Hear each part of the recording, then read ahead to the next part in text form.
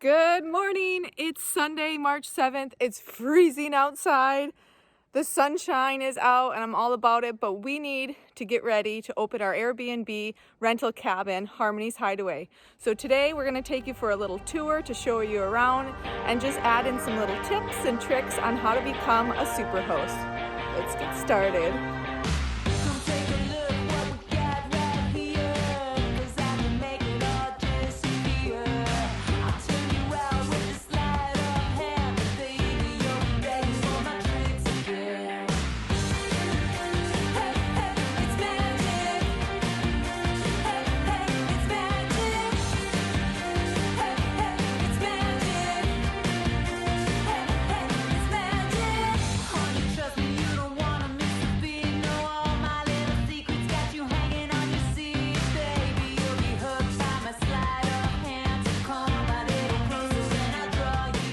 So let's take you for a tour through Harmony's Hideaway.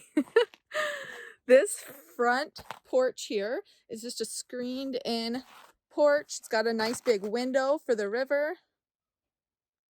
It's got some screens on the front to get airflow in, and that's where we stock our wood.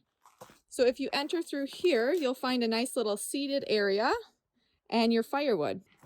If you request bed and breakfast, I drop it off at this little table, a tray of farm fresh eggs, bacon, toast, potatoes, fruit, yogurt, coffee, and then I would just drop it off and give you guys a knock.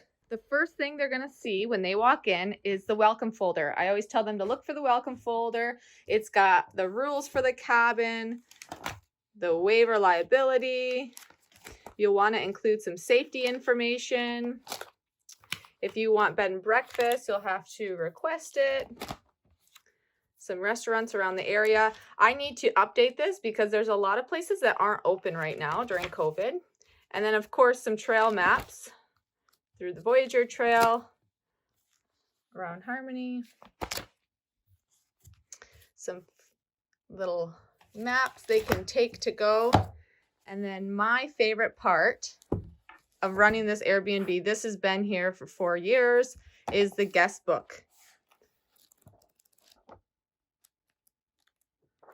Everyone signs, writes their name, maybe a memory, kids write pictures, and this to me is so special. After they leave, I come in and look at it first thing. So that's my favorite part. This is the living space. I need to get some fresh throw pillows. This futon pops out to a bed, some old snowshoes on the wall to give it that cabin feel. Let's make our way to the kitchen. You have a stove, microwave, all the things you'll need to cook in the white cabinet, hot and cold potable water, a full refrigerator and freezer. And then this closet's very handy if you need to put extra supplies in. Right now it just has some tools. And a first aid kit is very important. So just include one of those wherever you're at. It's nice to give them little snacks on the go. I always put bagged popcorn there, some granola bars for hiking, fresh coffee for them. In the refrigerator, I put some bottles of water, maybe some juice, some cream and sugar out here. It's important to think about what people need when they're traveling. They don't always travel with washcloths or maybe butter to cook with or salt and pepper. So for you to include these things in your cabin or your space is really handy for them. It makes it easy. So right here is our little bathroom vanity. And then behind me, we have a compost toilet. It's worked great actually over the last few years. It doesn't smell. It's got a fan that continuously runs and the air just goes through this hose that gets pumped outside. It is electric, but it's done really well over the past 4 years. My favorite part of the cabin is this guy right here. Now we don't run the cabin during the winter time because we don't have running water out here. Maybe in the future we can do that. But our family comes and we camp just to be around this nice heated fire. It's cozy. Keep wood stock close by the fire, some newspaper or kindling. And then what's really important, we found out after a year or so of renting it, is wood stove instructions. Not everyone knows how to build a fire, and that's okay, but offer your help if they don't know how to, or tell them there's the instructions next to the fire. This is the bedroom. Lots of books, puzzles, radio, little space heater, some extra comforters. I need to purchase new pillows, new sheets for the cabin, but for the most part, it's all open. You walk in this back door here, and it goes right to this main bedroom. Not a door separating it, but definitely a wall to the kitchen. And then if you have extra kids or anyone else staying here that doesn't want to sleep together, throw them on the pull-out futon. We keep lots of extra blankets and linens in the drawer there, maybe some extra pillows. And then out this door here, things are still pretty frozen. Out their back door, they have a little fire pit under all the snow, some firewood, and they're able to just relax and have some space and privacy right next to the garden, the chickens, or maybe just park a lawn chair right next to the river down there. Our thing is, we don't want to promote watching television.